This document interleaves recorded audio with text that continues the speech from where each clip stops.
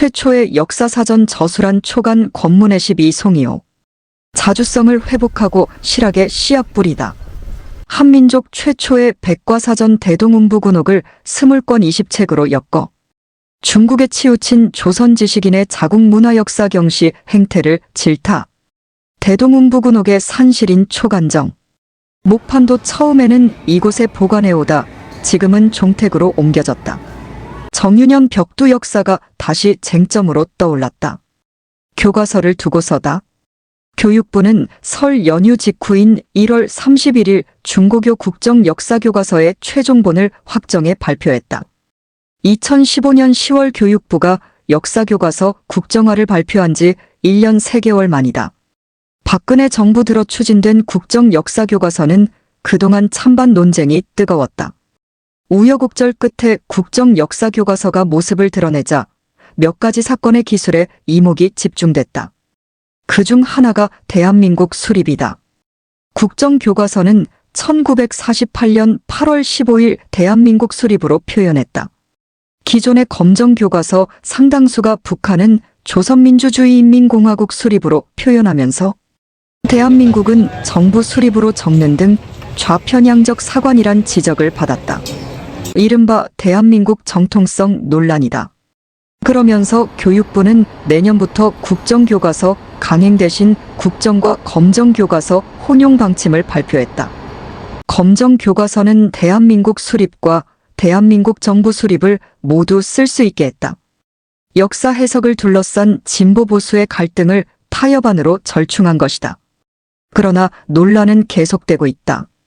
조선 중기에도 역사를 화두로 던진 선비가 있었다. 초간 권문의 1534만 1591 선생이다. 물론 오늘날과 방향이 다르지만 관점의 충돌은 있었다. 권문에는 대동음부군옥을 편찬한 사람으로 더 잘 알려져 있다. 대동음부군옥은 교과서 등의 우리나라 최초의 백과사전으로 소개된다.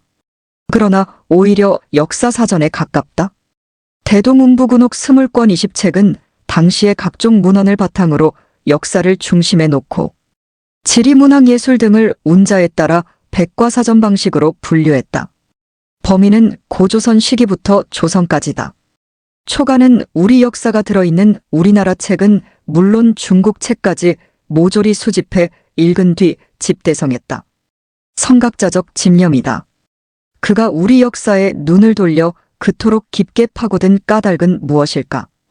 1월 25일 초간의 흔적을 찾아 경북 예천군 용문면 중림리 초간종택을 찾아갔다. 조선 십승지의 하나인 예천 금당시를 지나 금곡천을 건넜다. 저만치 중림리 산 아래로 고택이 보였다. 초간종택 안내판을 따라 집 앞에 이르자 두루마기를 입은 노인이 지팡이를 짚고 서 있었다. 사진으로 미리 본 종손임을 한눈에 알아볼 수 있었다. 취재를 약속했는데 무슨 사정이 생겨 갑자기 출타하려는 걸까? 혹시나 해서 급히 차에서 내려 인사를 드렸다. 추위가 몰아닥쳐 밖은 손이 시렸다. 우리나라와 중국 책 모조리 수집해 역사 섭렵. 초간의 13대 종손인 권영기 오른쪽 씨가 백승각에서 대동음부군옥의 목판을 보여주고 있다. 왼쪽은 권중섭 도유사. 집 주인 권영기입니다. 추운 날 먼 길 오느라 수고 많았습니다. 들어갑시다. 초간의 13대 종손인 권영기 79옹이었다. 80 노인이 추위에도 아랑곳 없이 의복을 갖추고 손님을 맞으러 집 앞에서 기다린 것이다. 옆에는 종택의 내력 등을 설명할 문중의 권중섭 64. 도유사 향교나 서원의 우두머리가 나와 있었다. 이 종가의 접빈객 문화는 이렇게 지켜지고 있었다. 초간은 480여 년 전 이곳에서 태어나 19세에 향시장원을 차지했다. 23세인 1556년에는 퇴계 이황을 찾아갔다. 학봉 김성일, 서해 류성룡 등과 배우며 교유한다. 그로부터 3년 뒤인 1559년. 그해 겨울 그는 집 근처 용문사에서 아우건문연과 글을 읽다가 무릎을 치며 개탄한다. 역사를 두고서다. 초간 선생 연보에는 이렇게 적혀 있다. 동국의 풍속이 질박해 문헌이 갖춰지지 못하니 선비라는 자들이 입으로 중국의 일을 이야기한다. 그들은 중국의 칠안과 흥망은 마치 어제 일처럼 밝은데 동국의 일은 상하 수천 년 일을 아득히 문자가 없던 시대의 일처럼 여긴다. 이는 눈앞의 물건을 보지 못하면서 천리 밖을 응시하려는 것과 같은 것이다. 당시 지식층의 자국 문화 경시 태도를 한탄한 것이다. 초가는 그런 인식에서 우리 역사 자료를 섭렵해 나간다. 1560년 명종 15초가는 별시 문과에 급제한다. 1562년 29세에는 퇴계를 찾아가 한 달간 머무르며 가르침을 받는다. 제자가 된 것이다. 이후 형조 좌랑, 예조 정랑 등 관직을 거친 뒤 1570년 영천, 오늘의 영주 군수로 나갔다. 2년 뒤엔 성균관 전적, 사간원 정원 등을 지내고 안동 부사, 청주 목사를 맡는다. 1581년 초가는 뜻하지 않게 파직된다. 공주 목사로 재임 중 죄수가 탈옥한 것이다. 그의 나이 48세 때다. 초가는 고향으로 돌아왔다. 2년 뒤 다시 발탁된다. 사간원 사헌부를 거쳐 1584년 51세 대구 부사를 지낸다. 이런 이력에서 보듯 초가는 내외직을 두루 거치며 틈틈이 우리 것, 우리 역사를 읽으며 책 편찬을 준비했을 것이다. 초간 종택은 특이하게도 대문이 없었다. 대문 위치에는 대신 향나무가 비스듬히 서 있다. 50엠쯤을 들어가면 정면에 대소재란 편액이 걸린 높다란 사랑채보물 제457호가 나타난다. 여기서 왼쪽으로 안채가 있고 오른쪽 뒤로 사당이 있다. 종택 건물은 초간의 아버지 권지가 지었다고 한다. 권중섭 도유사를 따라 대소재 마루에 올랐다. 눈앞에 송림과 금당실이 내려다 보였다. 멀리로 진산인 학가산의 능선이 가물가물하다. 가슴이 탁 트인다. 종택 뒤는 중림이란 마을 이름 그대로 대나무가 많았다. 목판 660여 개 관련 기관 기탁 대신 직접 관리. 1. 초간 종택 사당의 내부. 맨 왼쪽에 불천 위인 초간 선생의 위패가 모셔져 있다. 오른쪽은 현 종손의 4대 조상 신주. 2. 종택 유물전시관에 보관돼 있는 초간의 유서. 평생 서책을 모으는데 힘을 썼다고 직접 썼다. 대소재 왼쪽에 백승각이란 3칸짜리 별도 건물이 있다. 대동운부군옥 목판이 보관된 곳이다. 종손이 이중으로 굳게 잠긴 백승각의 문을 열었다. 불을 켜자 장판각을 가득 메운 목판이 모습을 드러냈다. 스물권 20책의 목판은 모두 667개. 종손은 그중 하나를 꺼냈다. 여러 번 도난을 당했어요. 막무가내로 벽이 뚫린 적도 있습니다. 이름 그대로 100대가 넘도록 오래 계승시키는 게 종손의 임무다. 그 의무를 다하느라 여태 관련 기관에 기탁도 않고 있다. 목판 보물 제878호은 1776년 정조일에 새겨졌다. 현재는 문화재청이 안전장치를 했다. 대동운부군옥은 우리나라 운부군옥이란 뜻이다. 중국의 운부군옥은 원나라 음시부가 엮었다. 운부군옥은 서편 시편 연호 인명 초목 등 항목을 설정하고 내용을 운자별로 분류했다. 대동운부군옥은 운부군옥의 분류 체계를 참고하면서도 항목과 내용은 우리나라 것으로 대체했다. 즉 지리와 나라성 시인명 효자 연려 수령 신선나무와 초동물 등 11가지 항목을 설정했다. 내용을 들여다보자. 한 권은 표제어동으로 시작된다. 동동야 춘방야 움직인다는 뜻이다. 봄을 가리키는 방위이다. 정동진제 봉고구려 왕년 위정동장 군낭낭공 진나라 황제가 고구려 왕인 연을 정동장군 낭낭공에 봉했다 남사 등으로 이어진다. 마지막 남사는 출전이다. 뒷부분은 바로 우리 역사의 조각이다. 초가는 1589년 56세 대구 부사로 있을 때 방대한 대동운부군옥의 정리를 마쳤다고 연보에 나온다. 쓰기 시작한 건 1587년 10월이다. 그가 남긴 초간일기에 적혀 있다. 10월 30일. 맑음. 출근하지 않았다.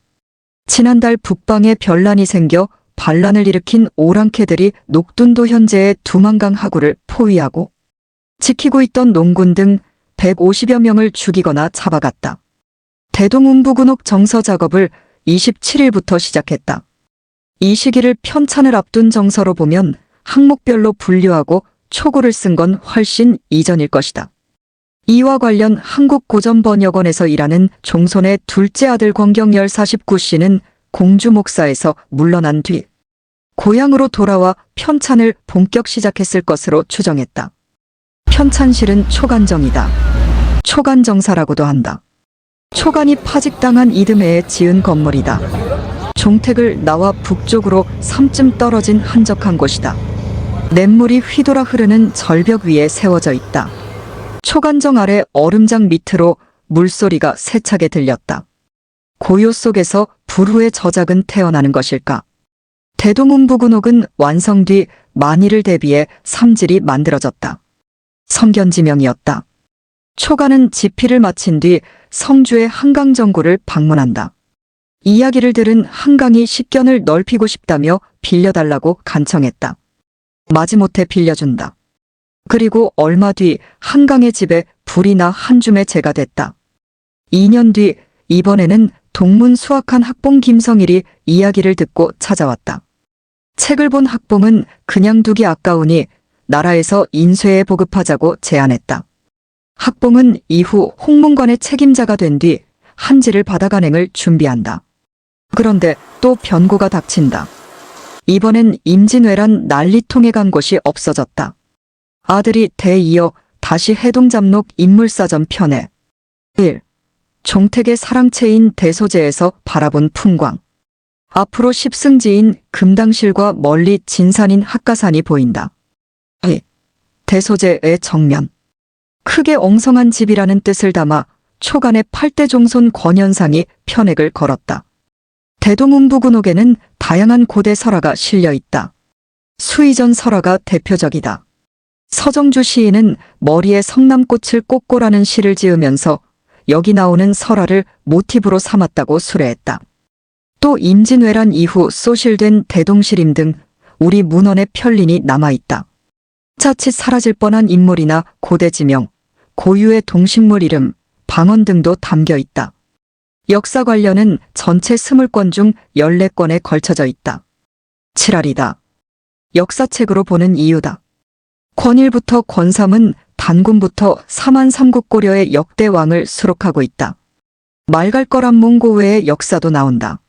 권사부터 권십사까지는 인물 열전으로 삼국이 95명, 고려가 484명, 조선이 364명 등 총 1101명이 등장한다.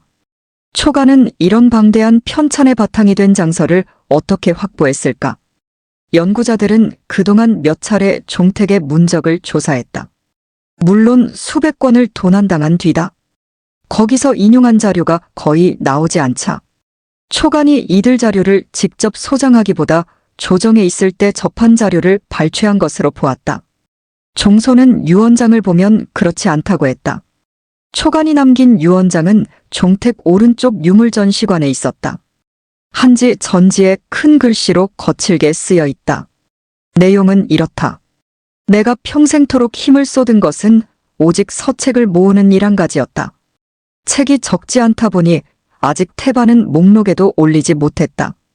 부디 책 다락에 보관해 때때로 점검, 포쇄하고 잃어버리지 않도록 하라. 초간의 장서량을 짐작해 하는 대목이다. 종소는 유언을 지키려 무진애를 썼지만 잃은 책도 적지 않다. 아들 권별은 장서의 힘으로 대를 이어 해동잡록이란 14책 규모의 방대한 인물사전을 다시 펴낸다. 그래서 종소는 우리 가학은 성리학이 아닌 사학이라고 강조했다. 초간이 조선의 통치 이념인 성리학 대신 변방 학문인 우리 역사에 매달린 까닭이 무엇인지 다시 물었다. 한마디로 자주성이겠죠. 종소는 성리학 일변도에서 벗어나 역사 정리로 실학의 씨앗을 뿌리는 역할도 했다고 자부했다. 역사는 초간의 일기에도 남아있다. 1580년 11월부터 1591년 10월까지 10년간 2187일의 기록이다. 김영수 국학진흥원 연구위원은 초간일기는 임진왜란 이전의 관료가 쓴 몇 안 되는 일기라며 일기에는 동일한 사안을 두고 관점이 충돌하는 사례도 보인다고 말했다. 정인홍 사건이 그중 하나다. 사헌부 장령 정인홍이 우성전 이경중 등을 탄핵한 사건을 두고 초간은 모두 인홍의 소행으로 말미암은 것 1581년 3월 12일이라고 비판했다. 반면 동시대 율곡 이이의 석담일기에는 정인홍은 충성을 다하고 공도를 받들고 있다. 그가 논한 바에는 지나친 것이 있는 듯하나 실로 공론인데 어찌 옳지 않다 하겠는가 1581년 3월라고 적었다. 서인 율곡과 동인 초간은 같은 사건을 두고 이렇게 정반대로 해석했다. 초간은 성품이 강직했다. 퇴계학을 집대성한 18세기 권두경은 계문제자록 퇴계 제자 기록에 호원 초간의 자의 병조판서 율곡이 나랏일을 전단하는 것을 동료들과 논했겠는데 후에 이이가 낯빛을 달리하자 공은 사사로운 뜻이 아니었다고 웃음으로 대답했다. 또 신묘년 1591년에는 송강정철의 죄를 논핵해 마침내 죄를 얻었다고 기록했다. 당시 초간은 사간원을 맡아 상소가 올라오면 누구라도 죄를 묻는 일을 하고 있었다. 이처럼 초간은 율곡과 송강 같은 당대 실세에 맞서 죄를 묻고 불의를 참지 못하는 관료였다. 강직한 성품으로 당대 실세들의 죄 묻기도 초간 내외에 위패가 모셔져 있던 감실. 종소는 감실이 도난당할 뻔한 사건을 겪은 뒤 이 감실을 아예 사당이 아닌 별도의 장소에 보관하고 있다. 종소는 그래서 우리 집은 충과 효의 강직함을 중히 여긴다고 강조했다. 초간은 사우나라가 내린 불천위가 됐다. 종택 뒤편 사당에는 불천위의 신주가 모셔져 있었다. 안내한 권중섭 도유사는 불천위 신주는 본래 감실 안에 있었으나 한 차례 도난을 당한 뒤 감실은 별도 관리한다고 설명했다. 불천위 감실은 정교한 작은 한옥 모양이다. 30년 전쯤 종손이 설을 앞두고 사당을 청소하기 위해 들어갔다가 없어진 걸 발견했다. 종손이 백방으로 노력한 끝에 부산에서 일본으로 넘어가기 직전 간신히 회수했다. 종손이 그 일을 회상하며 한마디 덧붙였다. 서울에서 내려온 한미술 기자가 취재하고 간 뒤 도난당했어요. 그 기자를 의심할 수밖에 없었습니다. 기자에게 따져 다행히 찾았지만 세상이 그렇더라고. 종손의 일침에 취재하던 기자가 공연히 송구스러웠다. 우리 역사를 보존하고 전하는데 일생을 바친 초간이 지금의 국정역사교과서 논란을 지켜보면 뭐라고 일갈할까? 그러면 어떤 관점에 서게 될까? 우리 사학의 선각자 초간을 지금 돌아보는 이유다. 박스기사 예천권 씨 내력도 드라마틱한 역사 마이너스 오형제 모두 급제 사와 연루대 풍비박산. 초간 종택의 대문 역할을 하는 향나무. 수종은 울릉도 향나무다. 초간 권문에는 본관이 예천이다. 후손들은 통성명을 하면 아 안동권 씨요. 양반이시네요 라는 말을 흔히 듣는다고 말한다. 권 씨는 안동이 단일 본관이니 더욱 그렇다는 것이다. 예천권 씨는 2000년 현재 전국적으로 1500가구의 인구는 5000여 명이 전부라고 한다. 예천권 씨를 잘 모를 만도하다. 신라 때부터 예천에서 세거한 호족치고는 후손의 수가 너무 적다. 예천권 씨는 본래 성이 권이 아닌 흔이었다. 고려 때 성이 바뀌었다. 고려 충무광의 이름자가 같은 흔이라는 이유로 국명에 따라 성을 바꾸었다고 문중은 설명한다. 고려사 충무광 즉위년 1344년 10월 4일 기사에 관련 내용이 나온다. 왕의 이름자와 음이 같은 글자를 금지하고 성씨의 경우에는 외가의 성씨를 따르게 했다. 이에 따라 흔씨도 외가의 성을 따라 바꾸게 된다. 당시 진사시에 합격해 검교예빈경을 지낸 흔섬은 어머니가 안동권 씨여서 권 씨로 성을 바꾸고 본관은 예천을 그대로 두었다. 시조가 된다. 유배지 강진에서 가져와 심었다는 향나무. 예천권 씨는 조선 왕조의 관료를 잇따라 배출하며 전성기를 맞는다. 특히 초간의 조부 오형제권 오행권 오기권 오복권 오륜권 오상는 모두 과거에 급제했다. 아주 드문 경우다. 그러나 이 기쁨은 오래가지 못하고 가문은 풍비박산이 난다. 무오사화가 덮친 것이다. 김종직의 문인인 셋째 권오복이 조이제문에 연루돼 극형인 능지처참을 당한다. 나머지 네 형제도 모두 유배를 가야 했다. 그런 중에 일부는 대가 끊겼다. 오형제 중 막내인 초간의 조부 권오상은 전남 강진에서 유배 생활을 했다. 권오상은 이후 중종 반정으로 풀려나 고향으로 돌아와 은거한다. 현재 초간 종택이 있는 중림리다. 그때 강진에서 가져와 심었다는 향나무가 지금도 초간 종택의 영고성쇠를 지켜보며 비스듬히 서서 대문 역할을 한다. 이런 집안의 내력이 일찍부터 초간이 우리 역사에 관심을 두게 된 한원인이 되었을지도 모른다.